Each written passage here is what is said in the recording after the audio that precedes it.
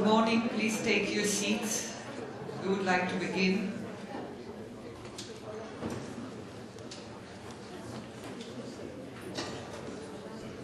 I'm very happy to begin the third and final roundtable on brain neuroscience. This session is titled Neuroscience and Society. We already had two such discussions, and I understand that they were going from good to better, and I don't know if we can keep up this curve, but we will try.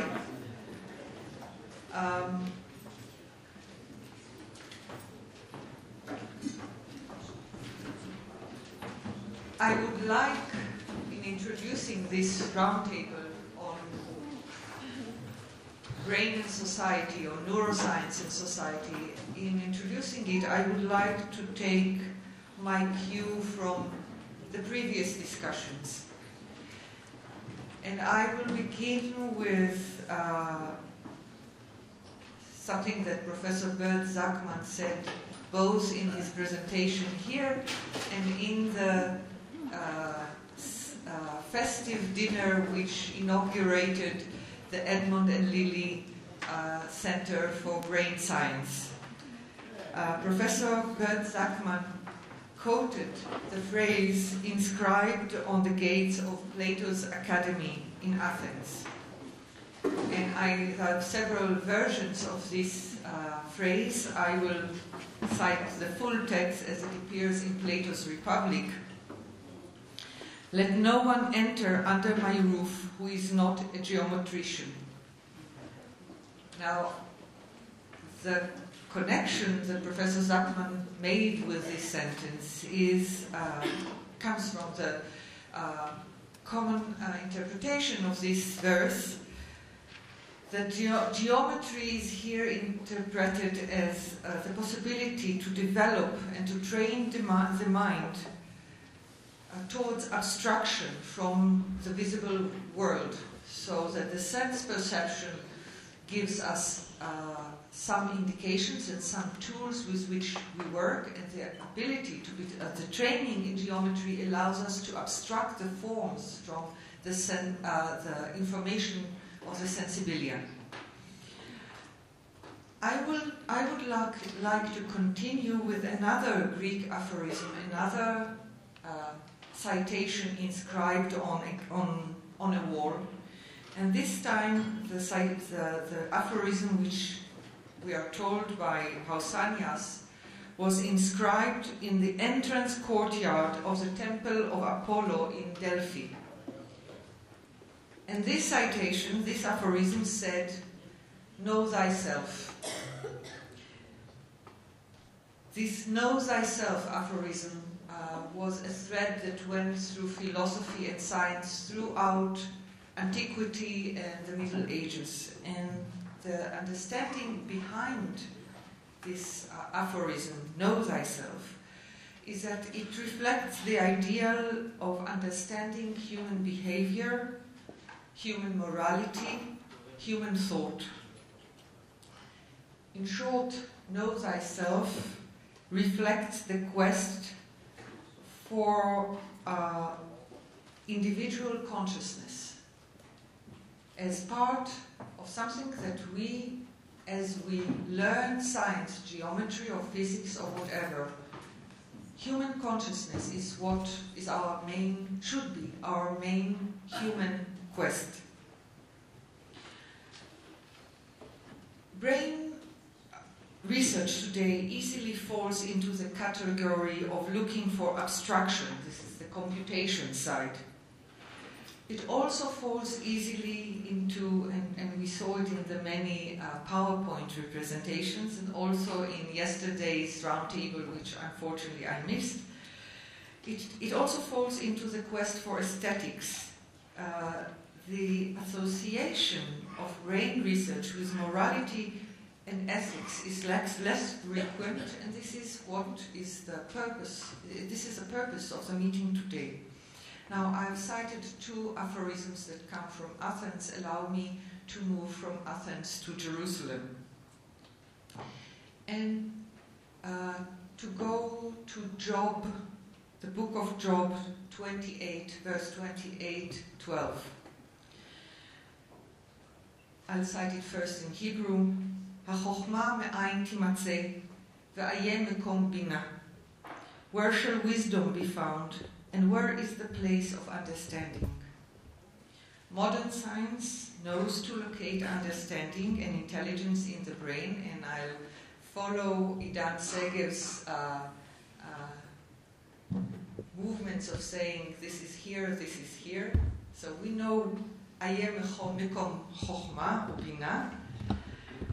We know to locate it in the brain, but what about wisdom in the biblical sense? That wisdom which is not just intelligence, but which includes ethics. In the past, antiquity, medieval times, these parts of humanity were attributed to the heart and the kidneys. And we would want to hear today, what does modern brain science tell us about the location of what the past located in Klayot Valev. Again, I'm taking my cue for things that I heard over this last week, and during this last week, which was dedicated and focused, dedicated to brain science and focused on it.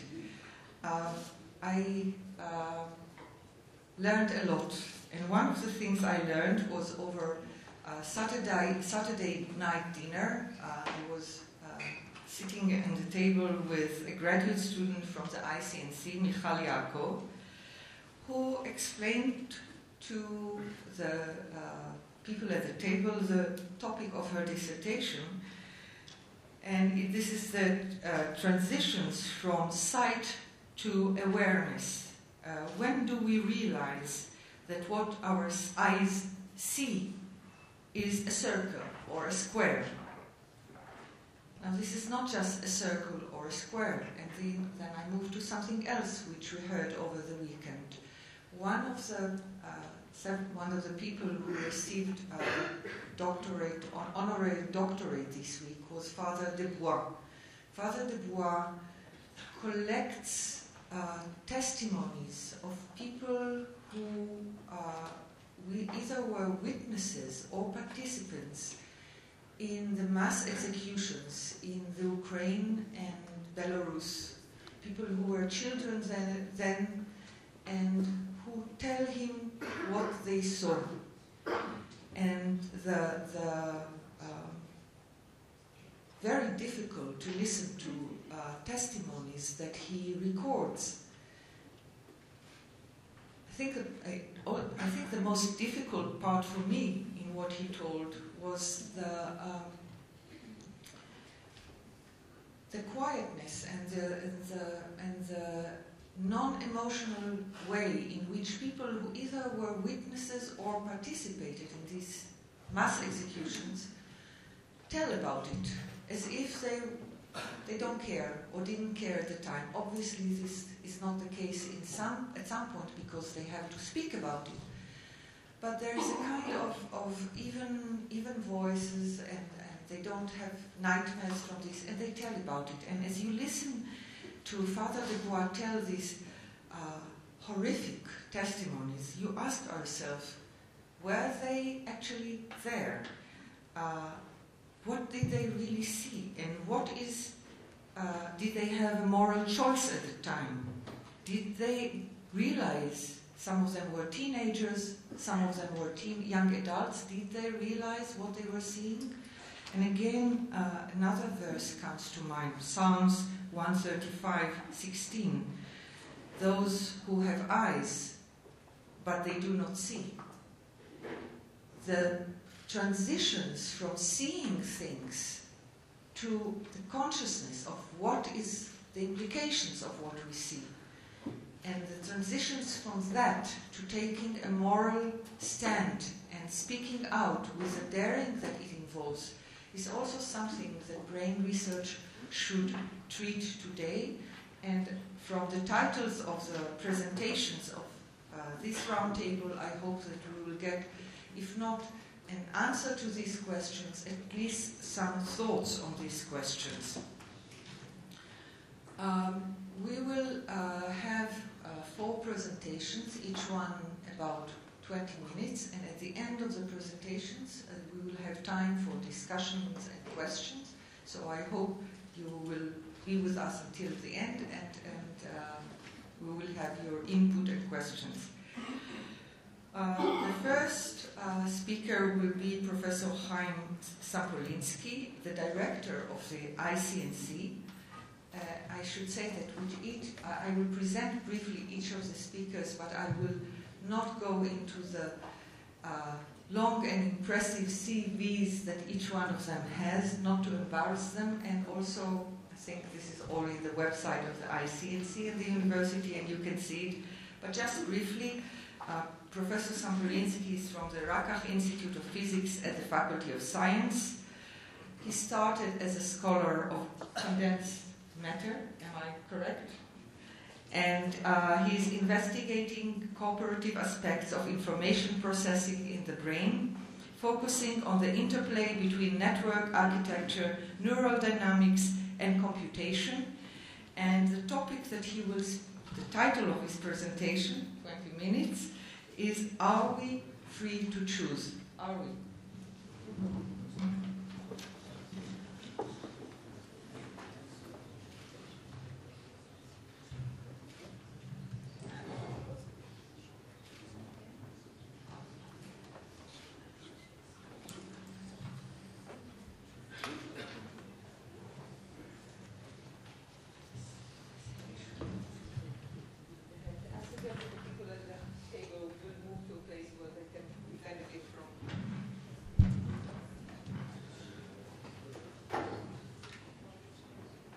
Good morning, everybody. Before discussing the concept of free will or free choice, one needs to define what one means by that, and this will be the first item in my presentation.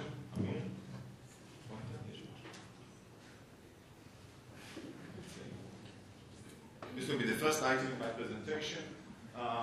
Afterwards, I will say a few words about 2 basic concepts to the debate or discussion of freedom and choice, and this is determinism and predictability from the perspective of physics. I'll then go on to review briefly neuroscience perspective of human choice, and I'll sum all this up in a principle of physical closure, which I will elaborate on. And then I'll end up with a speculation about where we go from here. What is the future of human self, human agency, as neuroscience progresses? Okay, so let me start with the definition of free will. So free will comes with different flavors, weak ones and strong ones. And the one which I'm going to discuss today is a strong version of free will. Sometimes thank you. Sometimes it's called metaphysical free will. And here are the basic ingredients of this strong free will. First of all, the idea is that when we make a choice in our life, it can be a trivial choice of choosing between coffee and tea, or choosing a mate, or choosing a career, and so on and so forth. We are really at crossroad of genuinely open possibilities. So this is what's called principle of alternative possibilities. The future is open. At the moment where we are about to make a decision, we could have decided or chosen otherwise. And this possibility is really objectively there in the structure of the world. This obviously means that there is some aspect of freedom or indeterminism in the nature of the world. And then the second aspect is causation of the will. So if there is freedom, if there are choices to be made, and the future is open, then we come we as human agent, as rational agent, whatever you want to call it, and by our decision, by our free will, we close this gap. We make a choice and determine the course of events in the future. These are two classical ingredients of metaphysical free will. I would like to add two more points which I think will clarify the discussion later on. One is that I'm talking about free will or choice of action. So something that goes in our mind or brain which results in a change in the physical world. Some movement, typically, that it is affecting the outside world. And this is what I mean by choosing an action, something which affects physically the world. And then secondly is that I take that the notion of free will has to do with a conscious process. So if somebody wants to attribute free will to an automatic, unconscious process in our brain, that's fine, but I'm not referring to this kind of somewhat exotic notion. So free will is a conscious process by which we make a decision and affect the world. Okay, so is it so? Is there any open horizon at any moment where we stand? So let's discuss what physics says. Okay, so classical physics tells us that the world actually does not have open possibilities. And the best metaphor is a metaphor of a chain. Every moment of time, the state of the world is connected by a causal chain to the state of the world in previous time. And there are laws that describe, those mathematical laws that describe the evolution of those chain of events. Okay, so it's a fully determined picture of the world. Now, this is a determinism which is in principle, which is theoretical. It does not mean that one can in practice predict, given the present state of the universe, predict what will be the future, and this has to do with practical, the ability to actually do computation and make long-term predictions about the state of the world. And even classical physics put a strong theoretical limitations or bounds on our ability to make accurate predictions about the future. But in principle, there are laws of physics which determines the future of the world given the present.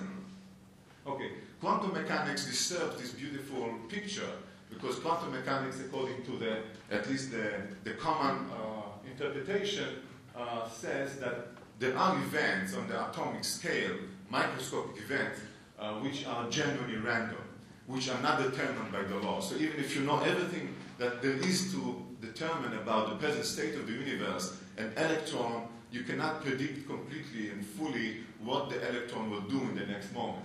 So there is some randomness built into the basic laws of physics. And therefore, the laws of physics are inherently probabilistic.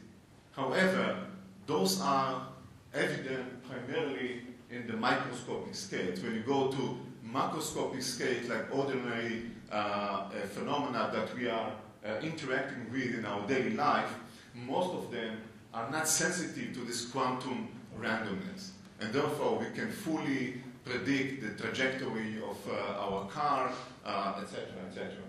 So this micro and macro tension will be important because later on we'll have to discuss whether our brain is really sensitive to quantum indeterminacy or not. Okay, so let's discuss neuroscience. Now, one of the main development in neuroscience in recent years is the steady progress in mapping not only basic processes, information processing events in the brain or capabilities like sensory perception and execution of motion, but also advancing our understanding on complex cognitive processes such as decision making. What happens between the perception or from the moment of perceiving a sensory stimulus and making a decision about some complex movement.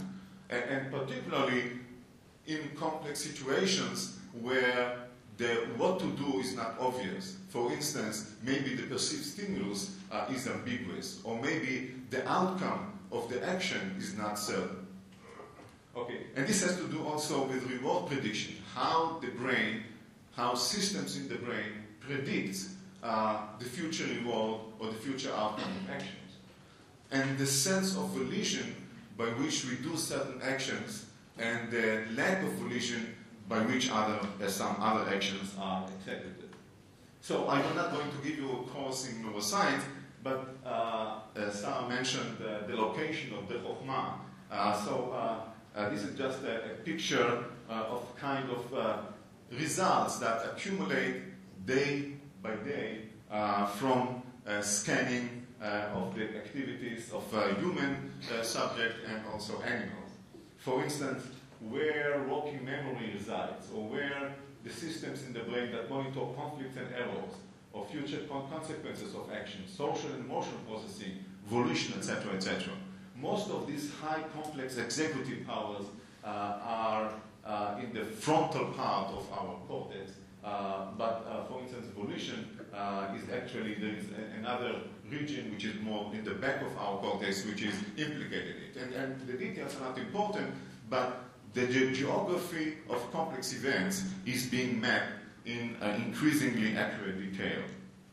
Now, I would like to go from here to a very famous controversial experiment which tried to directly probe, not by geography, but to probe the timing of our conscious will and versus the timing of the brain signaling. And the experiment was instructing subjects, human subject, to make spontaneous choice of a simple action, pressing a right button or left button, for instance, but doing it their own time, and also which action to do it on their own, without any planning, just spontaneously.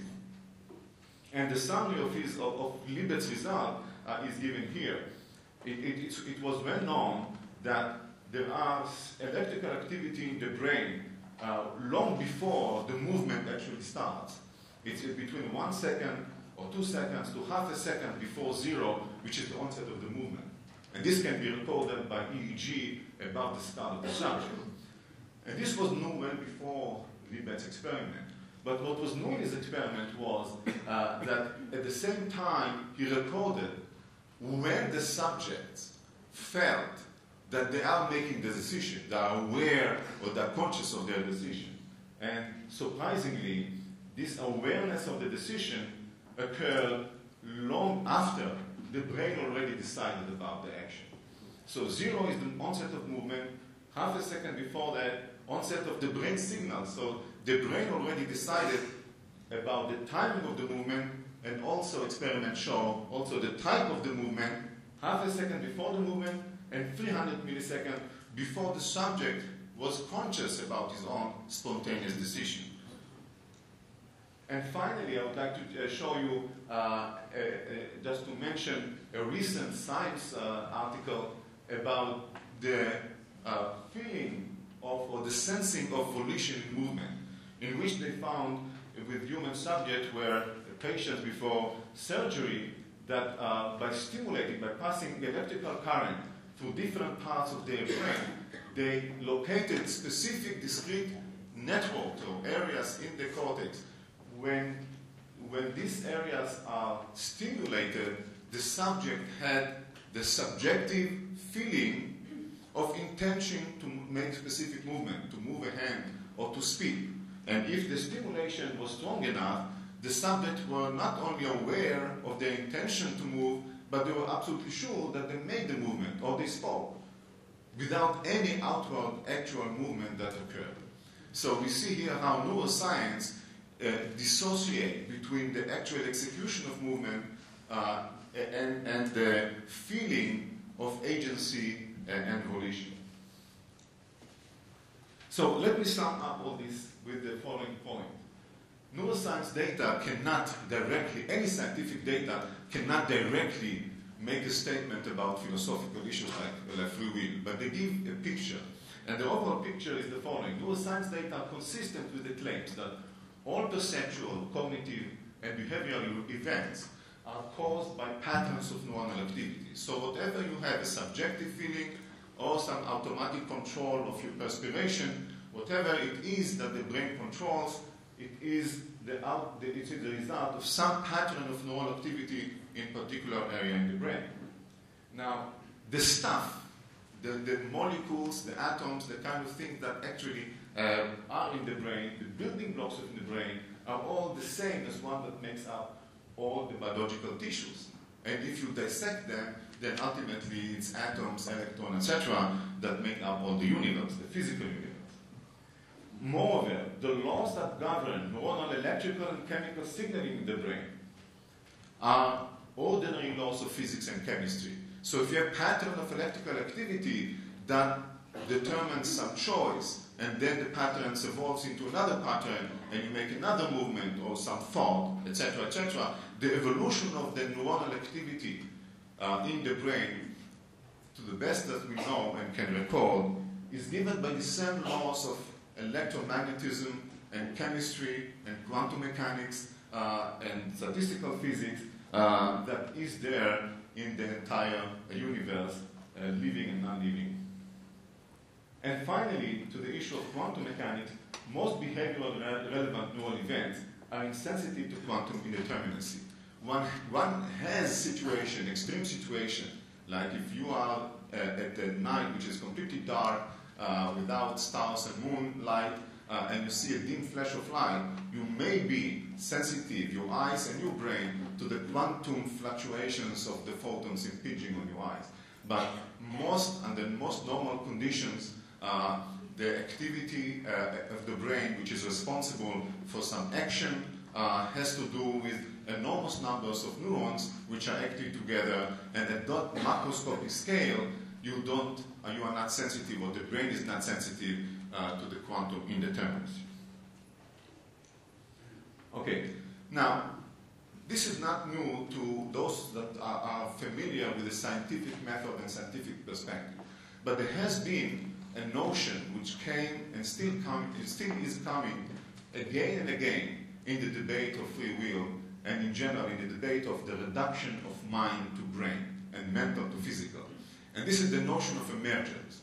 And the idea is that although the microscopic building blocks are the same as everywhere in the world, and maybe also the microscopic laws which govern how an electron in our brain is moving is the same laws as everywhere.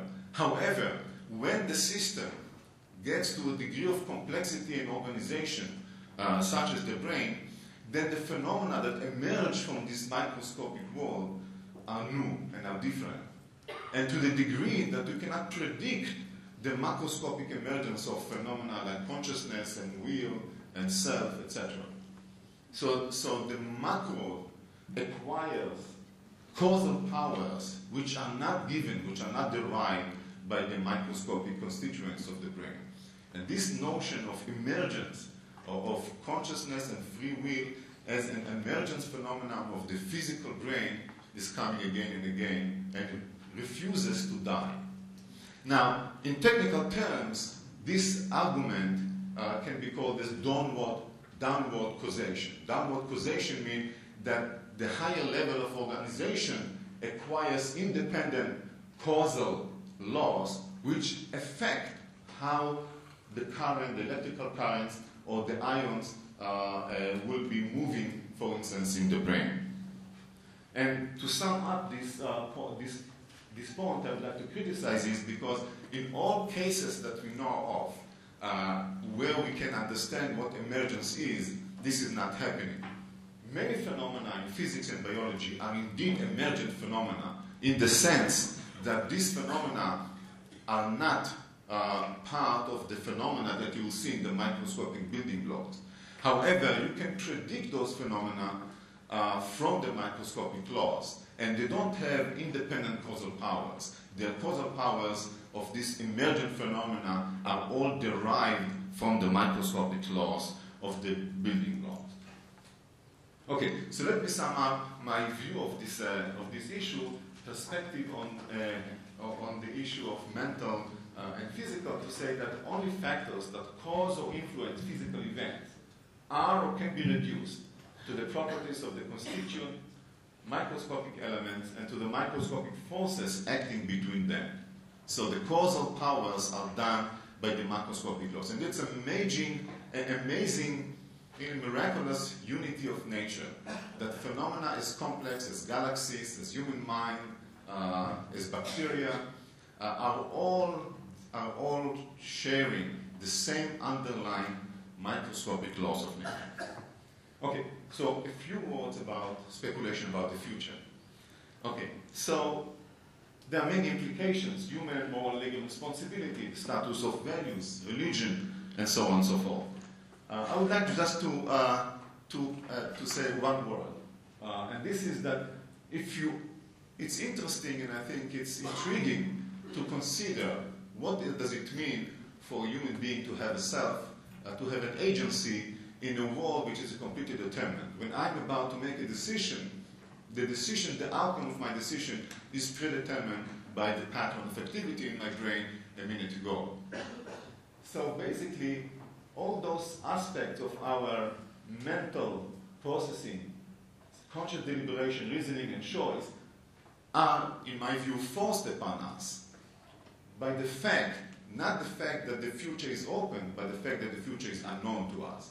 The future is not predictable. We don't have the ability to predict what will be the outcome of our choice.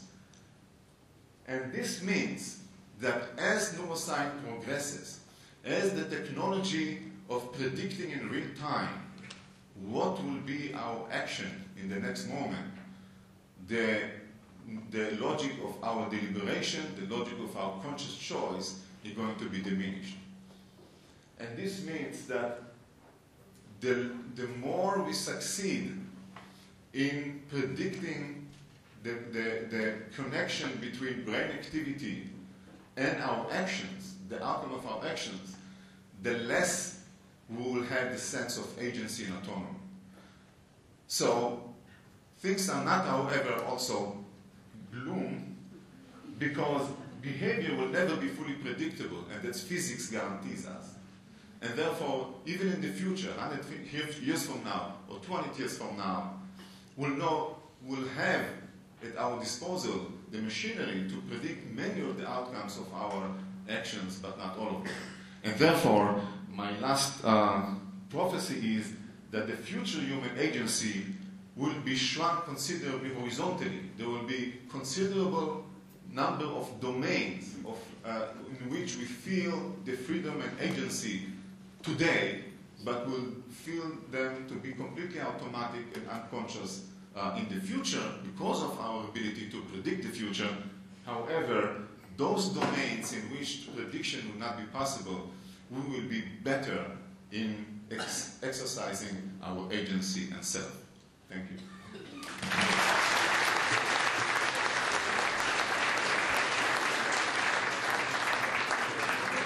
Thank you, Professor Sampolinsky. I'll add something that you will not find on Professor Sampolinsky's website, which is that apart from doing physics and brain science, he's also an avid reader of Maimonides' Guide for the Perplexed. And as you know, Chaim, when one reads Maimonides' Guide, one feels that the same questions that haunt us today haunted him and people of his age at the time, including toying with the same set of questions, the same connection between physics and metaphysics and psychology, the same debate around atomistic physical theories and what is called the randomality of nature, or what is known as occasionalism, and the same debate around determinism and the connection of determinism to free will. So the more it changes, the more it's the same thing. I would like... No, it was just a thought. But you can take it as a question later. I'm happy to invite Professor Hermona Sorek to speak. She's our next speaker. Professor Hermona Sorek is from the Department of Biological Chemistry at the Alexander Zilberman Institute of Life Sciences. She was the Dean of the Faculty of Sciences, and she studies the multi-level mechanisms that underlie mammalian stress responses. Professor Hermona Sorek will speak about ethical issues in brain research. Thank you.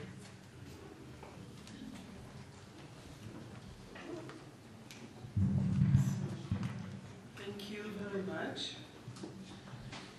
And I would like to change gears now and talk about the implementation of an ethical conduct for brain research. So, today's world is a global village. It's highly connected. Everyone knows everything. Scientists traditionally wish their work to be known, published and acknowledged by their colleagues. But in certain cases, publicity is not advised.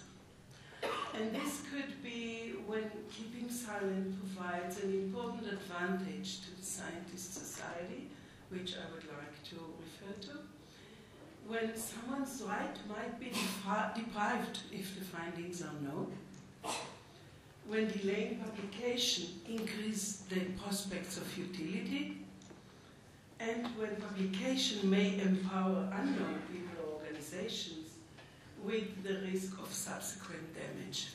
So these are the key issues I'd like to refer to. And why would keeping silent provide an important advantage to the scientist society? Well, we have very important examples for that. You could say that Archimedes had been the chief scientist of Syracuse, and he did work on defense research for the benefit of his society. I don't think he published it. He used it to protect his society. We are talking about Galileo, and it is often forgotten that Galileo made a living by polishing lenses, which was a very important part of the Venetian army's defense force and development of the ship's power. And of course, we all know about Einstein and the theory of relativity, which again was important to the last century's defense, and then for talks about the ethics of defense research. So it is not a new story. What then? Let's go to the next point. Why would delaying publication increase the prospect of utility, but may involve ethical difficulties? So ever since the completion of the Human Genome Project, it was initiated by James Watson, we can run genetic screens. So should we? Should we run genetic screens on behavioral traits? Should we ask ourselves whether a baby to be born might be aggressive or violent, or would that interfere with their human rights? And I often like to quote and to answer Saint-Exupéry. Should we allow patents on brain intervening approaches? Should we empower the development of technologies that resemble a little bit Brave New World, or should that be blocked? And which control measures should be taken to avoid unethical steps, not only by individuals, but by societies, which I'd like to bring an example for. So you could look at the human brain as a collection of networks of communication built of nerve cells, and they communicate by different neurochemicals. You could say we have an Ericsson and a Nokia and whatever not, and each network connects within itself and with the other networks. So suppose we know which network controls the development of a phobia. Should we screen for that? Should we let it known, and if so, to whom should this be let known? And then, of course, the obvious question, are there ethnically determined genes that would enforce the susceptibility for behavioral traits? So we all carry DNA with differences, each of us with differences, but as a tribe we do have some similarities in our DNA, and that may determine a behavioral trait, should that be known to individuals. And I'd like to bring an example from my own work just because it's easier for me. So we've cloned 2 genes, and we found that those genes, mutations in those genes that individuals carry, I should say polymorphisms rather than mutations, because you're not sick when you carry this difference, entail susceptibility to stress responses. Now you could all say, yeah, we know that, grandmother was very sensitive, my aunt was susceptible to anxiety, but that brings the question, are we an anxious race? So I have this friend at Stanford, Robert Sapolsky, who studies stress reactions, and he told me once, I'm an anxious individual, and I believe that anxiety is a protective measure. He says, I come from an anxious tribe. That's the same tribe that you and me come from. If I would live in Germany in the 30s, I would not stay there more than 1 week. So anxiety protected me. So what happens to anxious people on other levels? And what you see on top now is, oh sorry, what did I do now? Okay. The brain map that you see on the right hand of the screen is that of individuals who carry such polymorphisms in their genes. And what happens to them is they are extremely sensitive to exposure to insecticides, which is a totally spread thing. We all live with insecticides, except that such carriers develop hyperactivities of their frontal lobe that Professor Sampolinsky was talking about, downregulation of their deep brain nuclei, and learning disabilities, memory impairments. So should society refer to that and protect individuals as per genetic constitution? Perhaps it should. What is the incidence of this? What's the incidence of these mutations? So in the Israeli society, the first mutation is 1 to 1,000, the second one is 1 to 50. That's not negligible. And 15 years ago, time flies, I had the thought that we are now at the possibility to look at those polymorphisms in the new immigrants from the Russian community, where nobody ran any genetic analysis.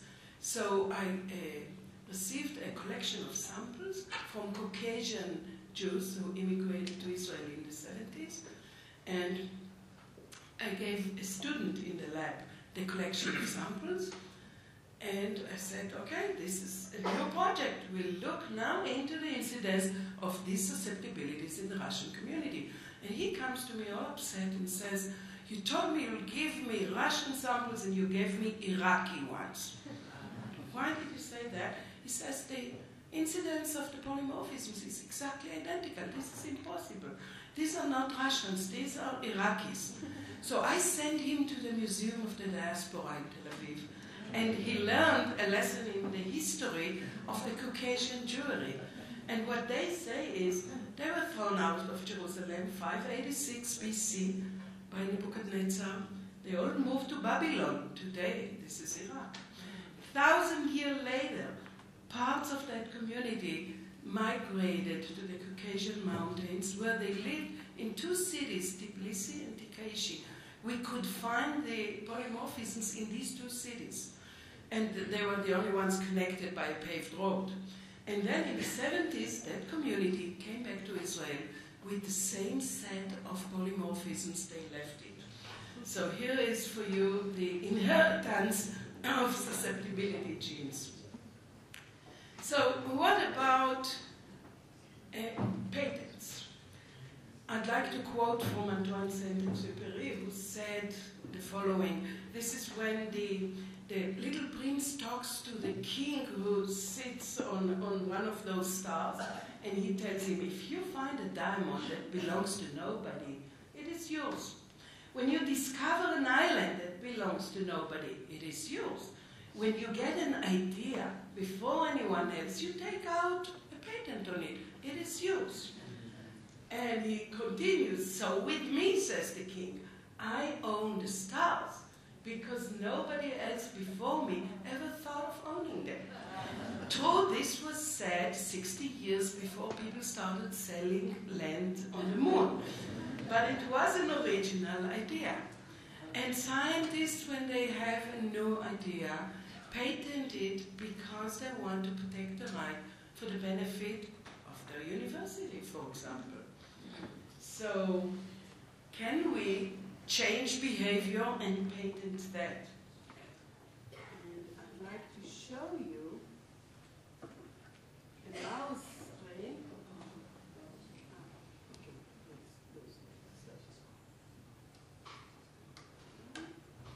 So here are mice that we engineered to become anxious. And if you ever saw a mouse sits and sniffs and eats something, these mice run. They always run, they don't stop running. They only run to the right-hand side. That has nothing to do with the political views. And they are really anxious.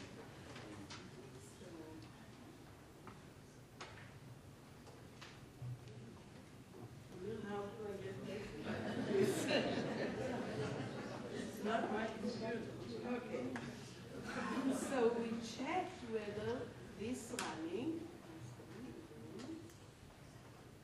whether that running reflects anxiety. And we did that by putting them to a forced swim test. Now all mice can swim. They don't like it, but they can do it. When you put a mouse into a bucket to swim, and look at the right-hand one first, they first swim at the contour of the field where they feel safer, and then they dare to go into the center. An anxious mouse will never do that. They stay at the periphery. So you can change behavior by genetic terms.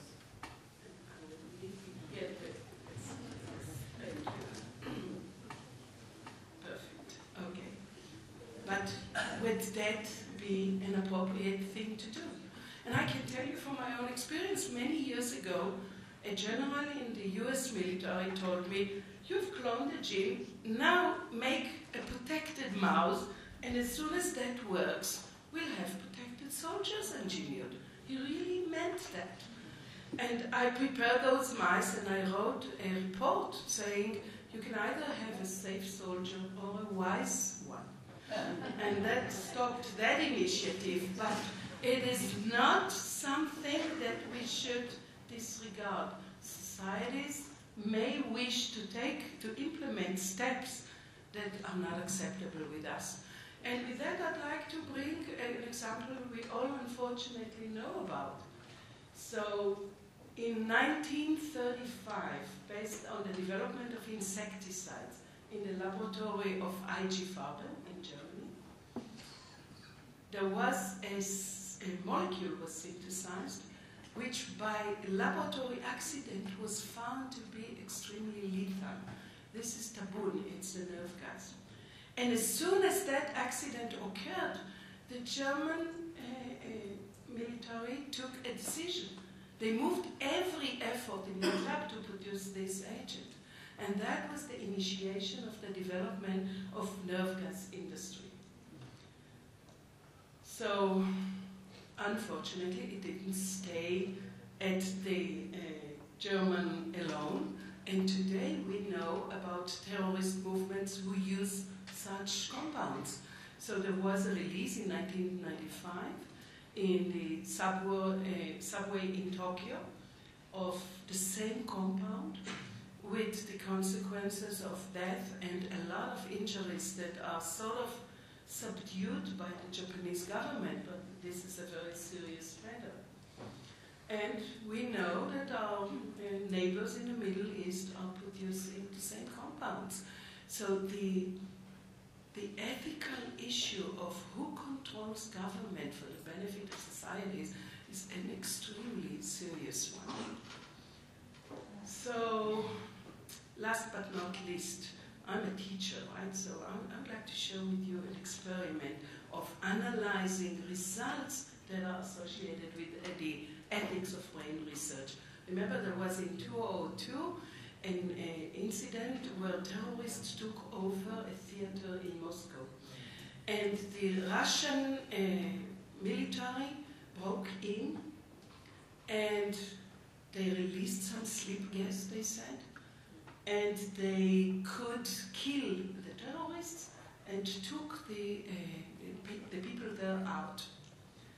What did they do? What do we know about that incident? We know we have only very few pictures, and those are the pictures of the actual police action that were taken by independent press photographers, so they're not limited.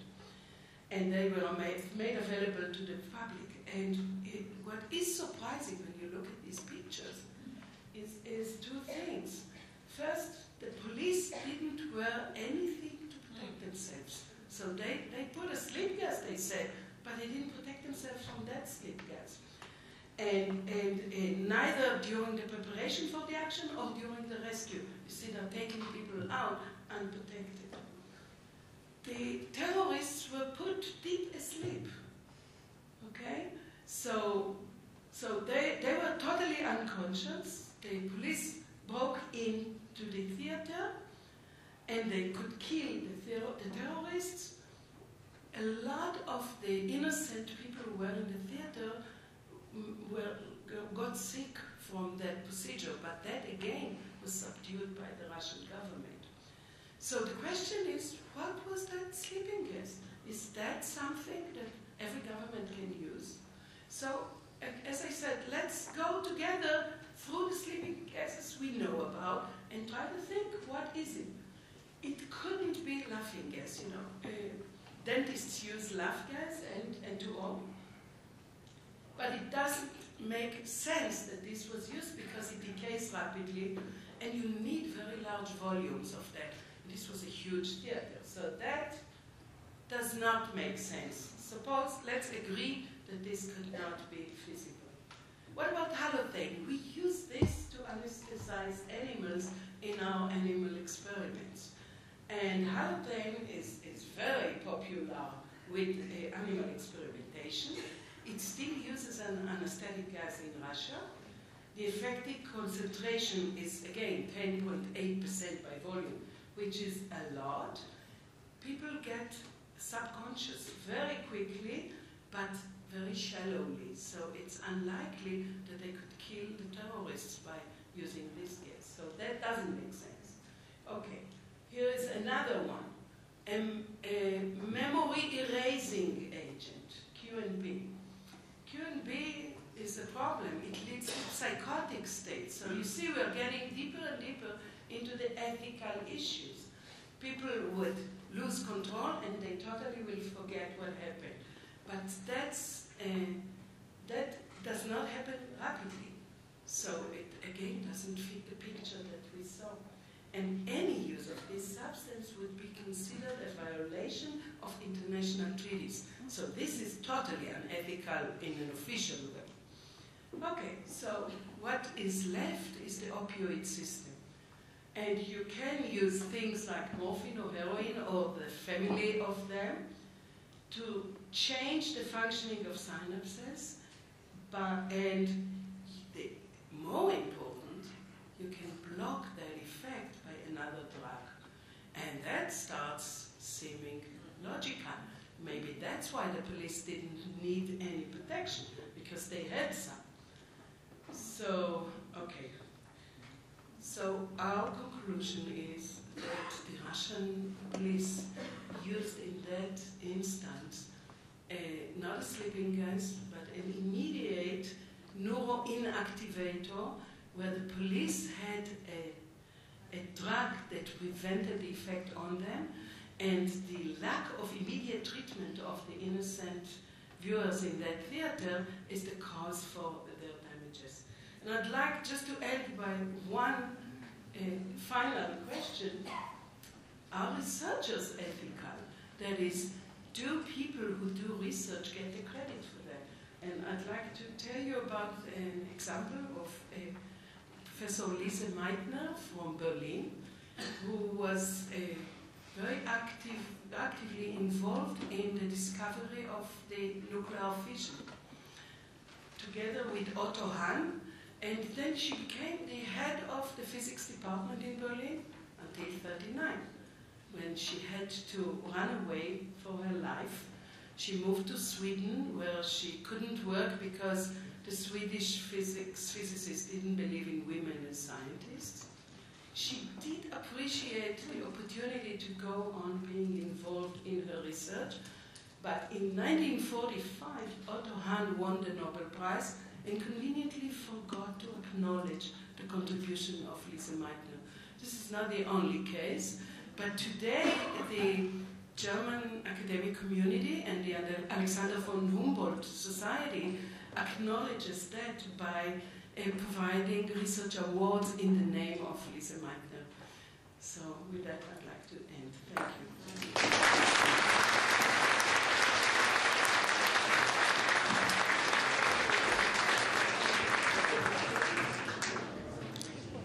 Thank you, Professor Sorek. What I realize here is that one needs not only to combine the various sciences, but also people in the humanities who read texts need to look into the sciences. For example, now I understand why it is the Jewish people who had the saying, Ashrei Adam mefached tamid, blessed is the person who is forever stressed. Our next speaker is Professor Naftali Tishby. Professor Naftali Tishby from the Institute of Computer Science and at the School of Computer Science and Engineering is carrying out research on computational learning theory with applications to temporal pattern recognition and biological computation. And Professor Tishby will speak about immortality of the mind. Thank you, Sarah. So I must admit that I didn't choose this title.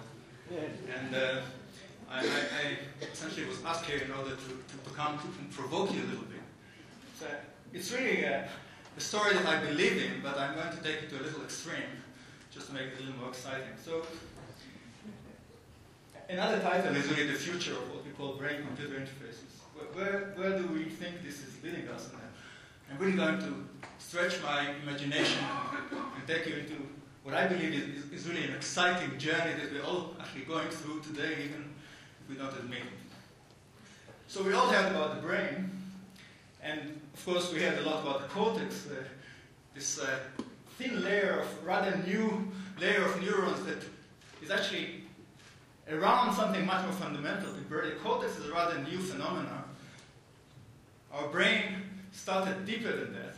And actually I believe that most of what we call interaction with the environment, what I'm going to call later on the perception-action cycle, for example, the way we really exchange information with the environment around us, started much earlier, in a much earlier brain. You actually see it in all life, including bees and flies and everything essentially that behaves and interacts with the environment. There's something inside the brain which in my opinion is even more fundamental than the cortex. The cortex is something new that we carry with us maybe 100 million years, not much more than that since the evolution of mammals.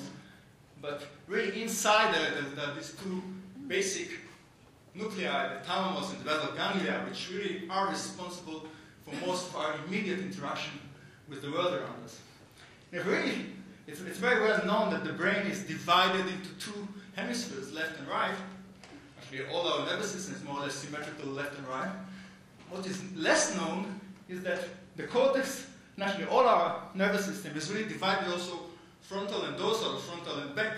if you want, between more or less there's a very sharp division in the middle of our cortex between what we call the perceptual part, the back part that really deals mainly with getting information from the environment, with senses, with perception. There's vision here, there's audition here, there's motor sensing here. And right next to it, on the frontal part of our cortex, the frontal part is beginning with planning, making decisions, thinking about the future in some sense. And this is really quite remarkable that humans really developed more significantly this frontal part in our own evolution, because we really think about a much longer future than any creature before us.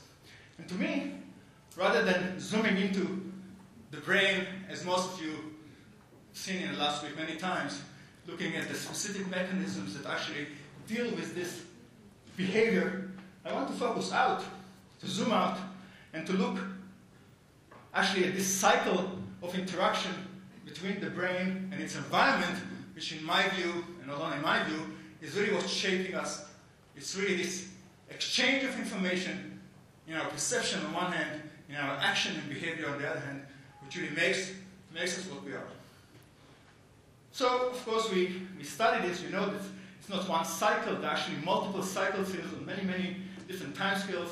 The motor system is reacting on millisecond time scales or fractions of seconds. And then when we go further and further along this barrier, this riftly barrier in the cortex, we actually see longer and longer scales of interaction with the environment. Our language, for example, is a wonderful window into this interaction on multiple scales. We have words, we have sentences, we have paragraphs, we have chapters, and so on. Each one of them is dealing with a different cycle of interaction with the world. And this is really a wonderful topic for studying and for research. But really, I want us to emphasize one aspect here when we talk about perception. What really happens when we see, for example. So, for example, seeing this image on the retina is not a lot more than a camera. I mean, it's just a collection of pixels, collections of dark, black and white dots. What actually turns it into the perception of the dog here, for example, is a wonderful process that involves filtering information on one hand, throwing away the irrelevant, and then connecting it in our brain, in our association with what we consider as relevant, and in this case, the fact that there is a dog in the picture, and how this particular screening and filtering of data is really very much the focus of my research. How do we throw away the irrelevant components of information in order to form this perception, this percepts of objects and concepts like the dog in this picture? And I claim that this is, of course, we know it's done through this wonderful association machine. So, in a sense, if you want one simple definition of the brain, it's an association machine that makes association between perceptions and action in a very efficient way. So essentially filtering the past perceptions into a useful in terms of our survivability, our fitness to the environment. And this is happening, as we all know now, on the level of the neurons by making connections. So those connections, those synapses that connect between the neurons are really responsible one or another for forming these higher level associations which are eventually responsible for the concept we perceive. This is, of course, Cajal, who actually did and found those neurons and synapses for the first time about 150 years ago. So, I claim that perception is really goal-oriented. Music, for example, is a wonderful example for that. I mean, so believing in a cycle, perception is guided by action, and actions are guided by perception. And this endless cycle of action, perception, prediction is all around us. If you think about a musician, even if he's not playing, there's a connection, a bridge between his motor activity, playing the instrument, and then the way these sounds are perceived back in his cortex.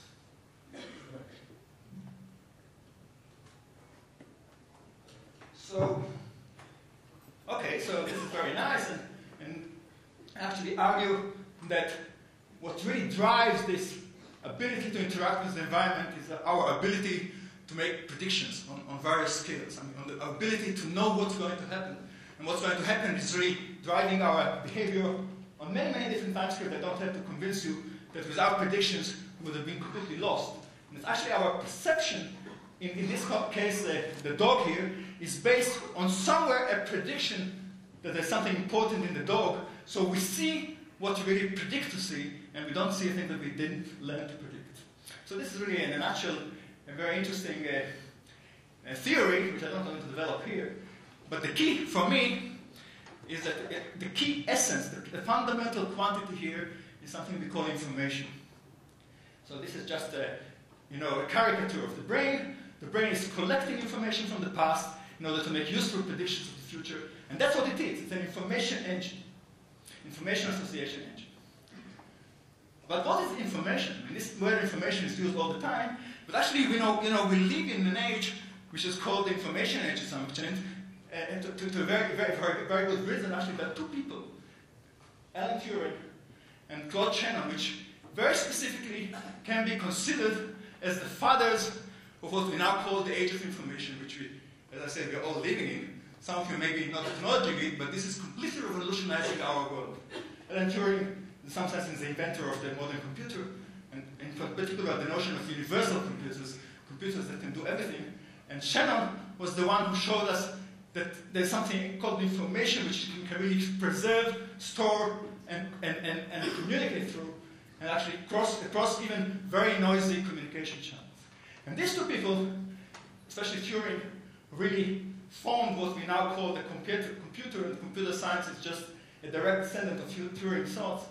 These two people really revolutionized our world to an extent which I don't think we can exaggerate it. So, if you look at computers, the idea of computers really came out of a guy called Charles Babbage in the first half of the 19th century, who essentially extended the notion, the mechanical loom, into something completely different, into what he called the analytic engine, which is essentially a calculator. And this was the first conception that a machine can actually do calculations, which eventually led to what we now call brain-machine interfaces, and through a remarkable evolution. I mean, I just have to bring this law that you all know, I suppose, that computers evolved in these 150 years in an incredible way, something which is unprecedented. There's no other technology, there's no other domain of knowledge where such an evolution took place. Essentially, every more or less 18 months, the computers doubled their performance in terms of speed, in terms of memory capacity, and even more important, in terms of connectivity, in terms of the ability to move information around. And I believe that this exponential growth, this amazing, unbelievable growth is really taking us to places which we couldn't imagine, and I don't think they have been there before any time in our known history. Essentially, we look at the evolution of computers, and we just extrapolate, of course, widely beyond where we are now, more or less, and we see that in this space of growth, we're going to have computer powers and memory storage that exceeds all of humans in just about 100 years. So this is completely ridiculous, of course, but what does it mean? It's happening in front of us, and I believe it has a tremendous influence on the way humanity is going to evolve, even if many of us deny it. So, in other words, computers, this artificial device envisioned by Babbage 150 years ago and developed so rapidly in the last 50 years, are essentially entering deeply and intimately into this cycle of interaction of us with the environment in a way which we couldn't imagine before. I mean, so essentially, instead of interacting with the environment through our senses, through our vision, audition, motor perception, and so on, we actually many of us interact through a computer. Essentially, we are really fulfilling this caricature. We are evolving into something which interacts through the world, into the world through a computer. A lot of us are really living more intimately with the computer than they live with the wives or with the husbands. I'm sure you know that. So, what does it mean? This computer is not only storing information, communicating information, it has essentially boundless memory and infinite precision. I mean, it keeps track of our actions and life, and to the minute detail. Everything that we do through the computer is staying there. Of course, we don't have to keep it there, but we can keep it there. And of course, most of us has rather ambiguous relationship with computers, so many of us, of course, hate the idea that they have to work with computers, but I really believe that whether we like it or not, all of us are tunneling this cycle of information processing through the environment, through this ugly, whatever you want to call it, machine, on very different scales and many very intimate levels. Of course, some of us are actually happy with our computers. And it's quite amazing that only in about 15 years, we moved from carrying around us a workstation like this, which really, this what it would have taken to do what the iPhone is doing today in our pocket, only 10 years ago. So it's quite amazing how fast this technology is growing and how intimately we become dependent on this. And of course, the two things are interacting, whether we like it or not. The computer is giving us feedback on everything we do, on multiple scales and on multiple levels. So what does this mean? So I claim that it's up to us to decide what to do with this information, but there's this detailed track of our actions, minute by minute, if not second by second. We know what we read, we know what we listen to, we have the collection of our music and the images, what we write, what we perceive. Sorry, it's kind of dry here. So, where can it take us? And one thing it takes us is really to the fact that this funny computer here is beginning to store essentially a copy, essentially some sort of a virtual image of everything we are. In most cases, it remembers it better than us. So, all we need is something very fundamental, which is also emerging, and this is something we call, okay, so we're getting into symbiosis with our computers, whether you like it or not. Of course, it's getting to the point where we are not happy with the normal interaction through our senses with the computer. We are already inventing all sorts of devices that we call brain-machine interfaces. Some of them are non-invasive, like this hat here, which is sitting on our skull and measuring the electrical activity of our brain. But we're actually also developing what we call brain-computer interfaces, which are invasive, some electrodes that can sit into the brain, and eventually will be there and will allow us to hook into the computer all the time. But this could be meaningless without the evolution of an entirely new domain, which is really my field of research, what we call data mining and machine learning.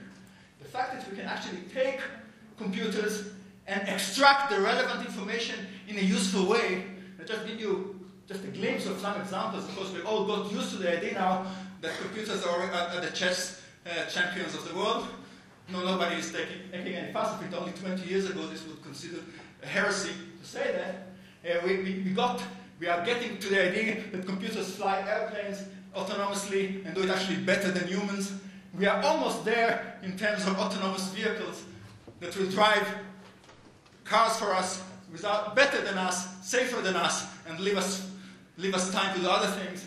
And of course, those humanoid robots, which was considered a joke only 15 years ago, are coming up and clean our houses, and are already there as well. So what does that mean?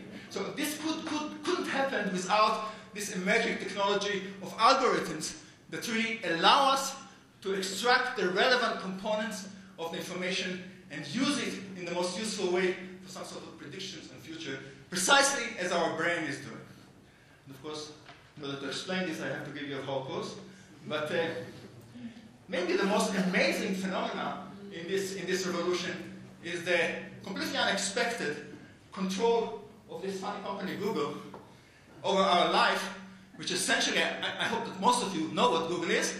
Essentially, we not only interact through a computer with the world, we almost entirely interact through Google with the world, which means that this is something which governs our databases to such an extent that it's completely unbelievable. And this database is not only the database of all the universe, all of the people together, it's becoming more and more personal. I don't know if you know this, but if you use a different computer, you get different answers. Or if you're in a different location in the world, you get different answers to your search engine because it's already personalized more than they're willing to admit. They're using your own private, intimate data on your computer in order to target, at this point, mostly commercials, but other things as well. So this privatization, mimicking your own persona, is happening right in front of us. So where is it taking us? So we can preserve and extend our most intimate memories and association. And essentially, the amazing, if you think that I'm a dreamer, that I'm fantasizing, there's something completely mind-boggling in the world right now, which is called Second Life. How many of you heard about it? Mostly the young. But anyway, Second Life started like a computer game. But essentially what it is a virtual world outside there where people really reinvent themselves. In a sense, creating what they call an avatar, something which will be themselves in another world, in a better life. And of course it started just like a computer game by some rather crummy computer graphics, but the more it develops, the more people are connected, the more money is going into this. People are buying and spending money in order to dress, in order to buy gadgets for their avatars. They spend real money for them. And these avatars interact even when they sleep. And they go and start to live their own life. And sometimes you come in the morning and you wonder what happens to your other self on the virtual world. It turns out that they did something which you really didn't want to do. But actually, those Second Life images are using more and more your personal database on your computer in order to realize what it is that you want. But this, in principle, they can do that. Actually, I have a little video here. I don't know if I have time for it. Just to give you an idea what this Second Life is. So you see this guy here who is moving in the real life, and it's just 1 minute. I mean, he gets home from his boring work. I'm sorry, it's hard to see, but sits near his computer, and at some point, he completely transforms himself into what this is Second Life, as it's called, and eventually, from here on, he's continuing, or his avatar continuing to wander around the world in this computer graphic environment, which acquiring information, gathering all sorts of ideas from other places. This world is completely limitless in terms of it doesn't bound to the laws of physics. You can jump anywhere you want, and so on and so forth. So it's happening. It's really beyond my imagination and beyond my wildest fantasy. It's happening so quickly, it's almost scary. So I really believe, and I want to finish with it, it literally transformed humanity and brings it into an entirely new phase. I really believe that not too far ahead, even in my own lifetime, the boundaries of our existence for millions of years, those perception, action cycles through our limbs and senses and everything that we know, is going to completely blur. And we're going to have existence in all sorts of virtual environments. Some of them are completely under our control, and some of them have completely independent life. They will have access to our most intimate secret as memories, and will essentially keep on going and living our life long after we are gone. If you don't like this dream, change the world, move to another world. That's what's happening.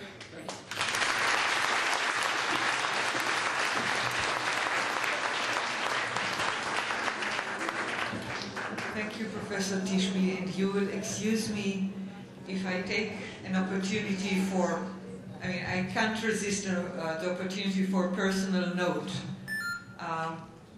I was fortunate to be a student in high school to a very inspiring teacher who happens to be Naftali Tishby's mother. And I remember, as you were talking about filtering out information, I remember something that she taught us. It's a little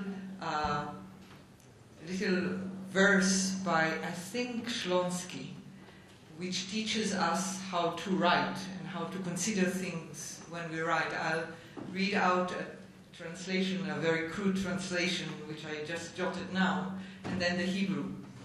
We must weigh in our brain what to remember and what to filter out, what to write and what to cross out, so that we can be happy with the end result. כאן צריך לזכור במוח מה לזכור ומה לשכוח, מה למחוק ומה לכתוב, שנוכל לומר כי טוב. So, Our last speaker is Dr. Amir Ahmedi. Those of you who were with us last night for the gala may already know that he studies sight restoration in blind and visually impaired individuals, usually using artificial vision. He is also mapping brain dynamics, mapping anatomical and affective connectivity, and he in general works on brain plasticity and developmental versus adult plasticity. So, Professor Dr. Ahmedi.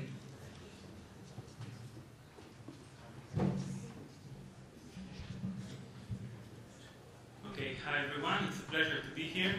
And after all this live speaking, I hope the young generation won't fail miserably. So I will just try to entertain you a little bit for 15-20 minutes and see where we get. And I was asked to talk about reading the mind and manipulating it, and since I don't know too much about it, I immediately linked it to reading the mind and manipulated in vision, in blindness, but also a little bit beyond. I hope to talk a little bit about, for example, manipulating the brain to treat or to have initial efforts to treat depression, application as lie detectors, etc., etc. So as an introduction, this is basically the introduction. Brain imaging, what I will try to argue, is the revolution in the way that we study the human brain and our ability to understand, reveal, and read the mind. And I will start with reading the mind, the case of vision. How we can try to read what you are seeing, what you saw before. Then I move on to talk about different ways to current and also maybe some futuristics for manipulating, or more nice word is changing our mind. It can be for various reasons. It could also be positive, of course, to try to manipulate it in critical situations. So, for example, one case like this would be the case of blindness, sight restoration, and sensory enhancements, but also some possible other future applications. So just to get you into the mood of, and since I promised to entertain you a little bit, I would start with the opening sequel of a series that I really liked when I was 6 years old, and as you will see, I was quite a geek.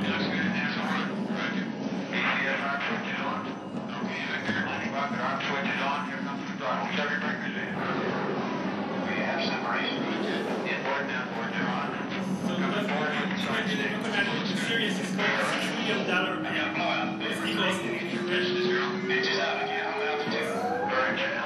It's a story about an astronaut that in one of his testing missions of a plane that crashes.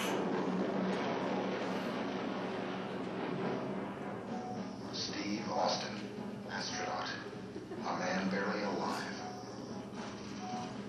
And then they think if they would invest $6 million, they could build a bionic eye and restore he's actually losing in this accident his eye and also his legs, etc. And actually they got the visual cortex pretty nicely. So they have here building this bionic eye, and then the information flows to the thalamus and to the visual cortex. We have the technology. We have the capability to make the world's first bionic man. Steve Austin will be that man. Better than he was before. Better, stronger, faster. Okay, I think this is enough from this. So how far are we from this idea of bionic eye? Different governments spend not $6 million, they spend billions of dollars for this. And this is not just some astronaut that had an accident. We're talking about a very serious problem worldwide. We're talking about something like 1 out of 100 individuals in India, for example, or 70 out of 1,000. This is a WHO report from 2003. This year is becoming more serious and more problematic as the increasing age. So one question is, how far are we from the idea of bionic eye? What can we do in the meantime, and how this might be related to the topic that I was supposed to talk here. So before that, I need to tell you a little bit about the visual system, and how it works. You already got, I guess, this in the earlier in the week. And basically, the concept I want to stress is the concept of topographical mapping, because it will be crucial to the ideas of reading of what you saw before and manipulating it. So the idea is pretty simple: is that we have external objects in the world, then it falls on the retina in a topographical manner. And actually, if we look at this transform into the thalamus and the visual cortex, here's, for example, a cartoon of the primary visual cortex. And the idea is that if you look at the activation pattern on this primary visual cortex, there is some replication of the external world in our internal world, which is the brain. Okay, so we keep copies of the external environment all the way through the nervous system until the primary visual cortex. Okay? And then, in principle, we can try to go and look at it. And the most trivial and basic way to do it today is to go to the scanner and to have subjects look at simple patterns like I showed you before, or more complex objects like faces or cats or abstract objects. And you would see where in the brain you would see the activation higher in the hierarchy. So we start with the primary visual cortex and go more and more complex. And the way we do it is using MRI, which gives us the anatomy, or functional MRI, which gives us the functions. And in a nutshell, this works because when a given area is activated, for example, the primary visual cortex, when we see this neuron is working really hard, then there is a demand for more blood, more oxygenation, and this is actually this overshoot or overcompensation is what we record while the subjects are looking or doing anything else. So in terms of mind reading, I want to mention the earlier efforts in this, and this takes of the advantage that in some categories or in some cases we have specialized brain areas that, for example, the FFA, that each time we look at a face, this brain area will be activated very strongly, but when we will see a house or a scene like this, it will go down. Okay? On the contrary, we have an area for navigation and scenes and these type of things like houses and the Hebrew University or the White House. Then we'll have the opposite. In the PPA, then when we will see houses, we'll have eye activation in this area, more a medial one, the red one, and then we'll see a face, the activation drops. And what this early experiment tried to do is to ask subjects in the scanner to imagine, whenever they want, a face, or to imagine a house, okay? So this is pretty simple. So they don't know what he would really see in his mind's eye, but any of us can close the eyes and try to imagine something. And what is interesting in this experiment is that when they only look at the activation in these two brain areas, they could tell each time if the subject was thinking or imagining a house or a face of someone, okay? So in principle, if you imagine a house, you will have higher activation in this PPA area and little activation for faces and opposite in the FFA. So if you look at both areas at the same time, you can guess or actually know what the subject was imagining, okay? So this is cool, this is nice, but the problem is that we are limited in this mind reading because we can only do these things. We don't know the exact pattern of what he was imagining. We don't know if he was imagining one person or a different person. So I want to introduce another method which is becoming more and more used recently, and this is the multivoxel pattern analysis. And the idea is the following. Remember what we talked about, the functional topography of the primary visual cortex. So the idea here is to introduce in a training set a various visual pattern and look at the activity of this area as a whole and look at the combination of activation. I don't want to get into the math and all the exact details, but the idea is that since there is a topography here that preserves what's happening in the external world, we can actually look at that activation in this area as a whole and not just voxel by voxel, and now reconstruct, based on the activity, what we think the subject saw. And what this paper shows really nicely is that this is what is, that sounds like the continuation of the movie I saw in the beginning.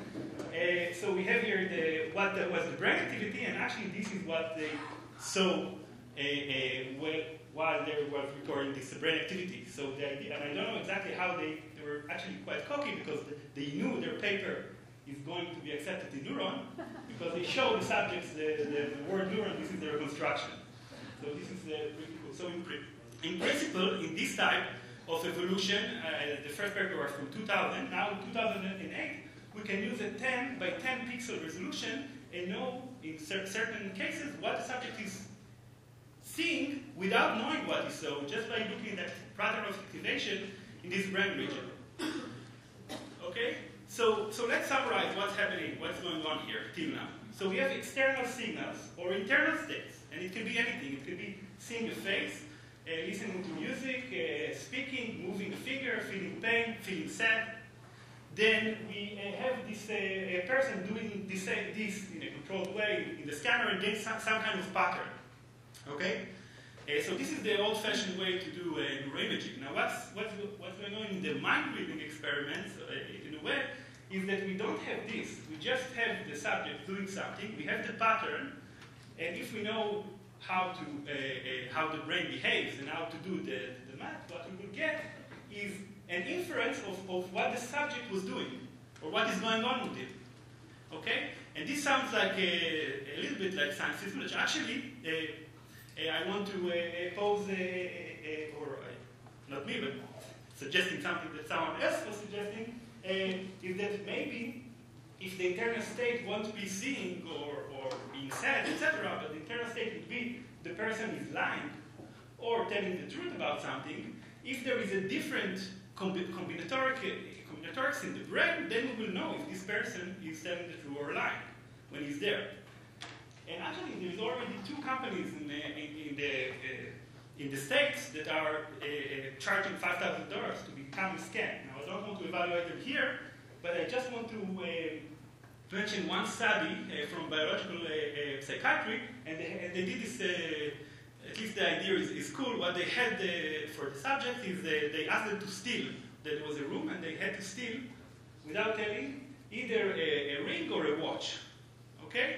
And then they have a group of 34 people which were doing this, and they were asked different questions in the scanner on this group, and they localized the network, which was very different when they lied about asking questions about the ring or the watch, or when they were telling the truth. And based on this, they tried to see if they get new subject, what is the chance of them detecting if it's true or false. And actually, the accuracy they got is still not perfect, and I don't know what you would do with something with accuracy, and they claim it, maybe it's not 90%, maybe 70%, it doesn't matter. I just want to say that during reading about this topic, it's quite amazing that the accuracy of polygraph, and this might reflect the trend of moving from thinking that the periphery, like the heart rate, and the blood pressure, which this is what actually polygraph measures, like 5 different types of this peripheral. When we thought the heart is the center of everything, to moving and thinking about that what is important is what's going on in the brain. This is the generator of the lying or of telling the truth.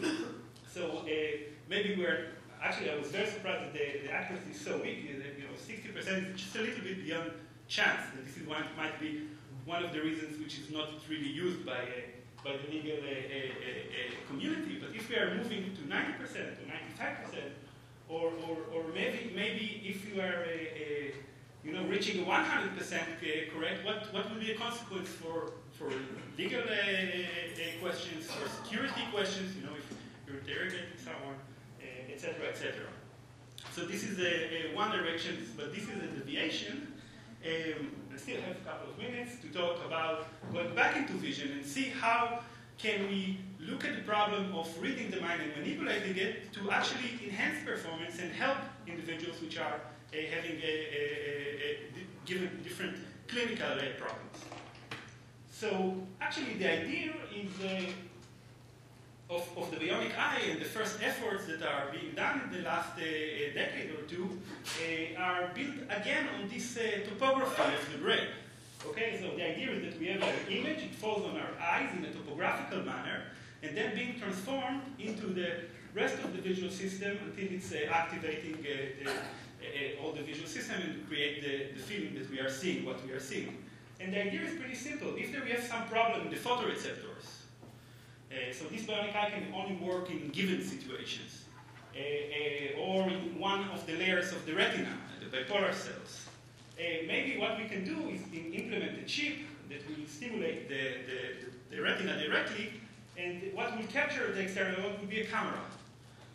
Okay, pretty simple idea, and we can wirelessly stimulate this and try to see what is going on. So this was the idea of people that pioneered this field, and this is referred to as the scoreboard approach. Okay, so if we have the letter E in the external world, naturally we'll have the letter E on the retina, so if we just stimulate the letter E on the retina, we will be able to create visual sensation in the blind of the letter E, and this is the way it can interact with the environment, read, whatever.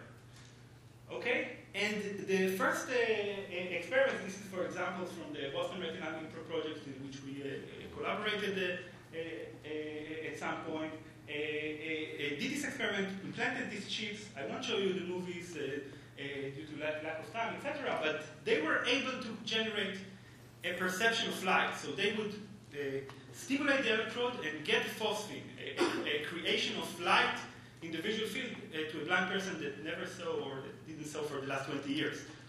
So far so good. The idea sounds simple, and the implication is working. They would even manage to stimulate 4 electrodes and get like something which resembles the topography. And from here on, things fail miserably, at least at the moment. Okay? So even if you do something simple as like the letter E or a letter X simultaneously, even the most advanced group, I think the most successful one is in Germany, using different types of approaches, is not being able to create a real object perception, even of the most simple objects like this diamond or a letter E. And why is this so? Well, one reason could be that the technology is not there enough. But as we saw, with a resolution of 10 by 10, you can read whatever somebody is being activated in the brain. The resolution here is better. So maybe there are some other reasons. So one other reason that it might be is that the visual cortex of the blind is actually transformed. We think that information activates and travels into the visual system, and that's true, and it's creating a perception of that, but now maybe the visual cortex is being transformed. It was changed. It was manipulated to change through behavior and through the experience. Okay? So this is actually indeed what's happening and is going on. This is, for example, a project I did with Uzi Zuhari in my PhD. We saw that the visual cortex is changed to help blind have superior memory capabilities, and there is correlation in how much the visual cortex is changed and how much superior they are. But actually that might not still be the case. Maybe what is going on is that the visual cortex, this is just an epiphenomenon, you know, it's really still functioning, but every time something is going on, it's also activated through the connectivity. So is it really doing what we think we do? And this is the problem, the general problem between correlation and causation.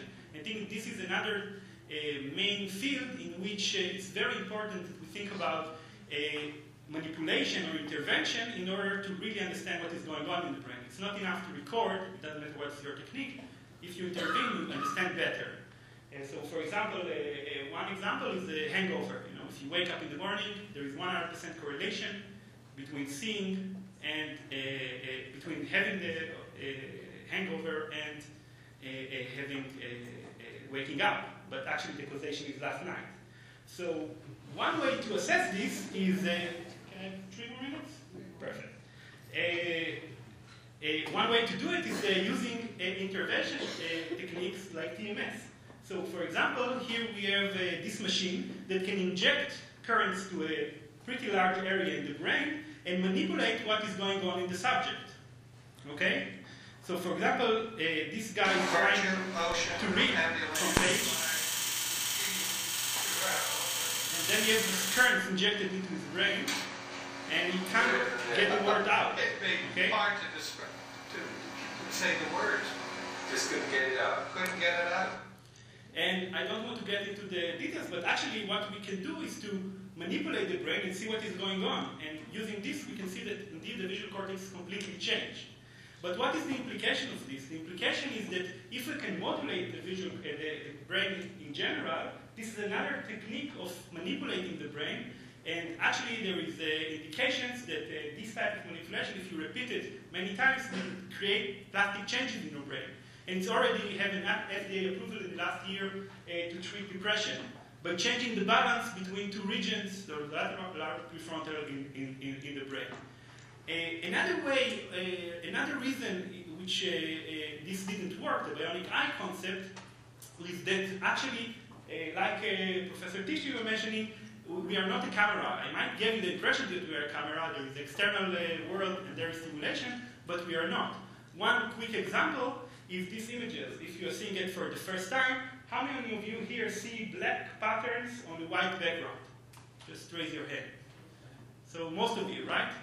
But actually, if now I will tell you, and nothing is changing on your retina, that what is going on here is that this is the word lift, L-I-F-T. Okay? The same with the FedEx. We sent many times FedEx, and actually there is an object hidden there. And if I will hint you into the E and the X, there is an object here. And actually, I right now suggest another way to manipulate your brain or change it, and this is by behavior and by training. Okay? So I would just conclude with finishing and saying that this idea was used in our lab and in other various labs to actually try to create something that can be useful for the blind at the moment, and this is to train them to use some webcam, just like in the bionic eye idea, to translate it into sounds in a way that keeps the spatial organization of it, and if they know to interpret it after 10 hours or 10 hours of or 20 hours of training, they can actually recognize objects, they can read up to 3-letter strings of words, and actually what we are seeing is that there are visual sensors that correspond into the object-related area or to the word form area are actually being started to process auditory information. So the brain is hugely plastic, and we can use this type of manipulation also to help and change the brain in a way that will help individuals. And in future ways, once we understand the large-scale organization using fMRI, we can go in higher and higher resolution, for example, using electrodes, and then maybe in higher resolution try to use new photo stimulation techniques, which are having more and more fine-tuned ways to manipulate the brain, and then use this type of knowledge to use it for different types of situations. So I think I will finish here, and thank you very much for your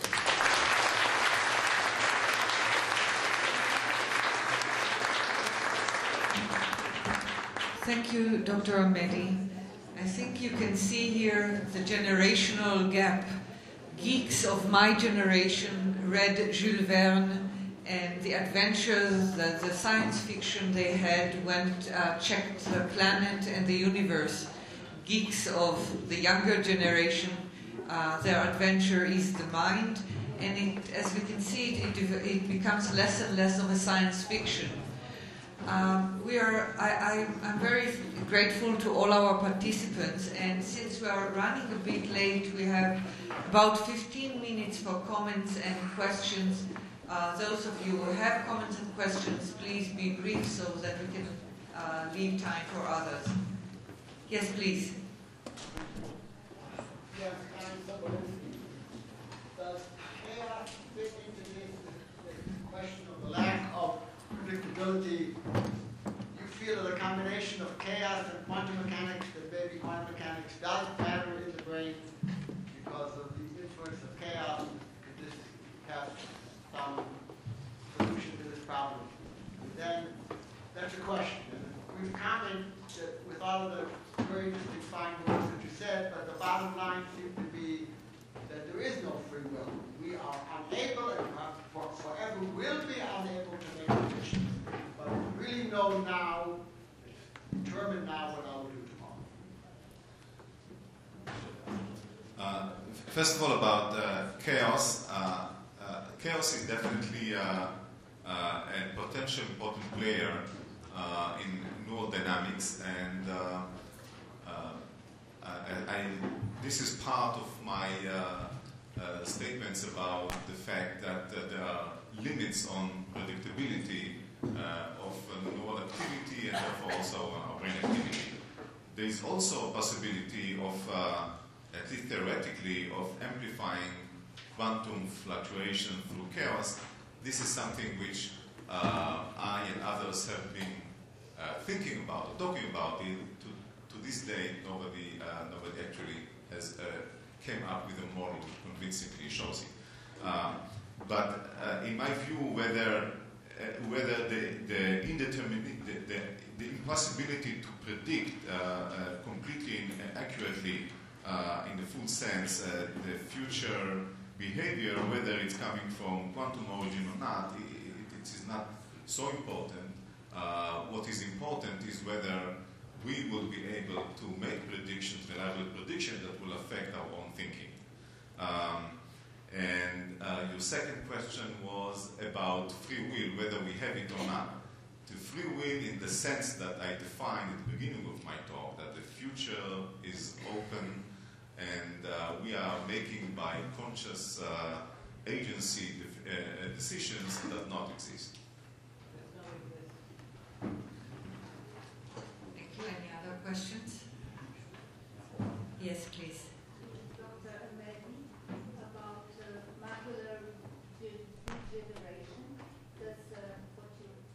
About macular degeneration, I'd like to know what you say about it, according to you. Well, that's an excellent question.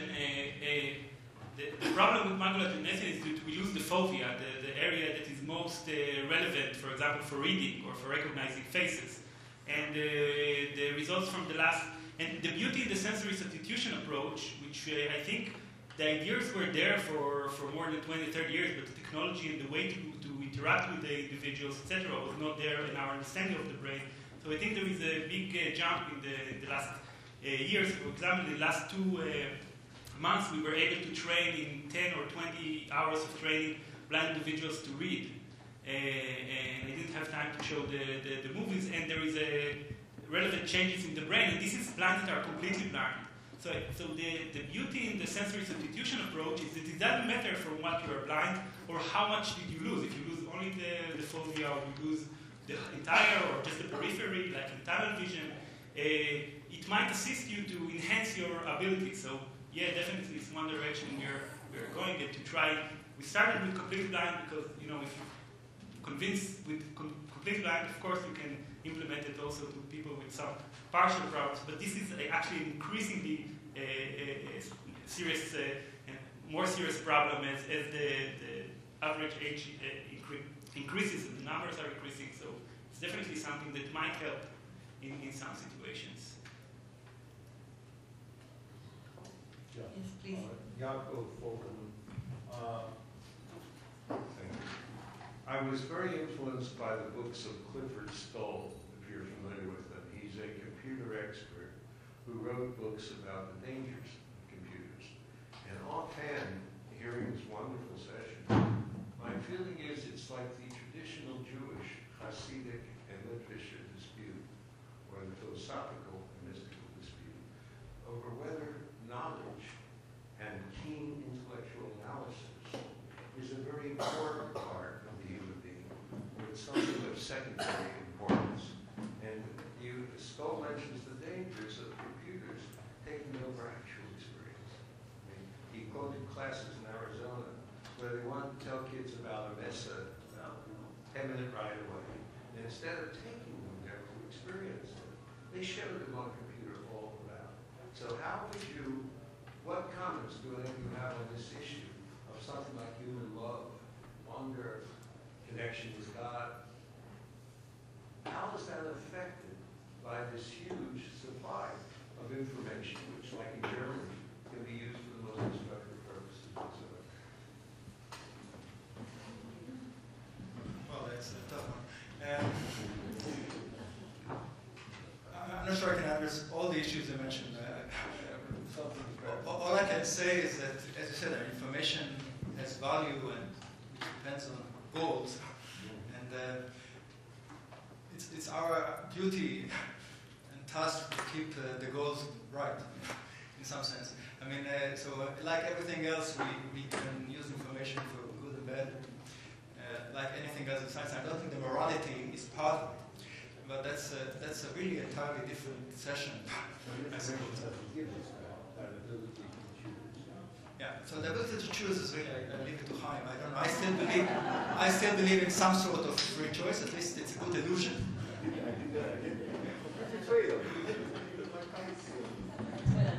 No, but as far as I'm concerned, I mean, we're all driven by this notion to affect our actions by guessing what's going to happen, and that's really. So I really believe this is the driving force of life, in some sense. I mean, the ability to alter the future, in some sense. And but this illusion, even if it's an illusion, it's a very powerful one. So now, whether we want to keep, of course, love and happiness and all this, I think this is happening. I mean, this is part of being alive, as far as I'm concerned. And actually, I really see a very optimistic future, since I'm optimistic by nature. I mean, the fact that, all these superficial distinctions between humans and between are going to be completely blurred out. I mean, we're not going to care who we are and who we came from and who we. It's going to be essentially an entity of knowledge and value that is common to all of us. So it's really going to unify us, I believe, in a way which can only bring good. Fair for the Jewish state.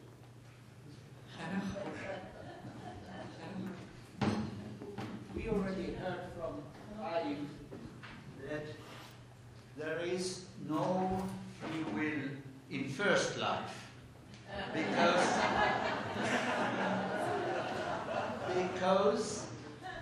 that life is driven or determined by the laws of physics and chemistry.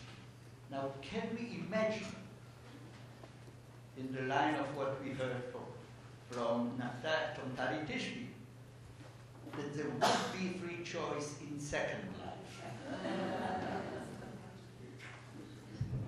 Yes, and actually, if you look, search the web, there's actually a very interesting commentary on YouTube by Richard Dawkins, the one who, the big advocate of existence of God, about Second Life. I mean, and actually speculates whether maybe we are all playing a Second Life game of somebody else who might be considered as God. And he's actually ruling out this possibility because this God should have been involved as well and so on. But it's actually an interesting line. Yes, please. Another question for Professor Tishby. You illustrated very clearly and in some ways humorously how much information we are being bombarded with all the time in terms of emails and so on, computer documents. When we look at the youngest people, let's say, if you looked at a teenager studying today, they're studying with their book or their computer, and at the same time they're having a constant dialogue of IMs. And so my question is really twofold. One, do you think that all of this information that we're obtaining is increasing or decreasing the quality of thinking?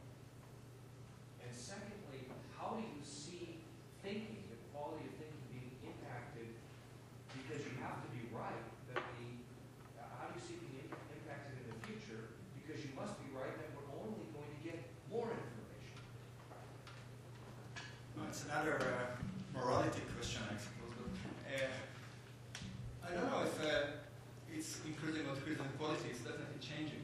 I mean, so the younger generation is much better in things that my generation couldn't do. I mean, the fact that they play computer games from age 1 and interact with so many different things that we couldn't even imagine, that is really part of their life. It's changing them in a way which is not entirely predictable. Whether it's improving or reducing their quality, they definitely read less in terms of. But books are also there for a rather short time. I mean, this is not something which is part of nature. I mean, so this is. I mean, of course, there's a entirely new way of getting information, and so whether they have time to think deeply and to. Personally, I believe that they don't have enough time. But it's our duty to make sure that this new technology is used correctly, and I'm sure we can do it. This session is moving into heresy to hear Tishby say that books are not part of nature. I think we have time for one more question, please. All right. Yeah, I'll go ahead without the thank you. This wonderful set of actors' presentations is indicating or pointing us to a brave new world. We see the rate of change, progress of understanding of information, computer power, and so forth. So I would like to challenge you in thinking with your prediction, being a good student, listening to what you said. We seem to be getting to a point where we understand the essence of knowledge. A dog was a dog going through the retina and ended up being a neuron in one of the slides you showed. So we're approaching a stage where we start to have a feel for the essence of knowledge. And the essence of knowledge in a way would be models that exist in our mind. And as Jerry Edmonds says and others, these are pre-existing models that were created for others. And we just reuse them, reiterate, and re-enter, see he called it. And then all seems to be working, and it is mechanically, engineerically, wonderfully understandable, according to what you say. So now here's the challenge. What is this going to do to philosophy, to our thinking and this understanding of good and love? We are close to that point. We are immensely close to that point. And it is your slides of those extreme exponential rate growth that we're seeing that is pointing us to where we need to prepare those children that you just mentioned, the youngsters that I happen to be working with, are brought into a world where this is a given. Now, where is this thing? That's understanding.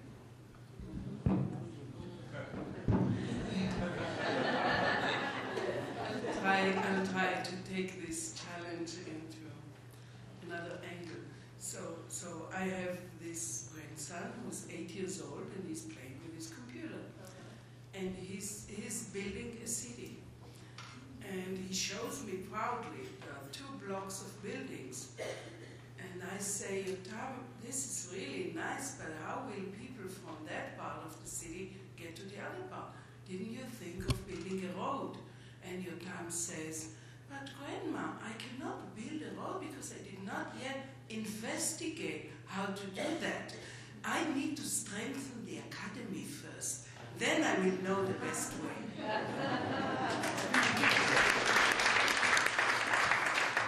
Well, I joined the last person who intervened in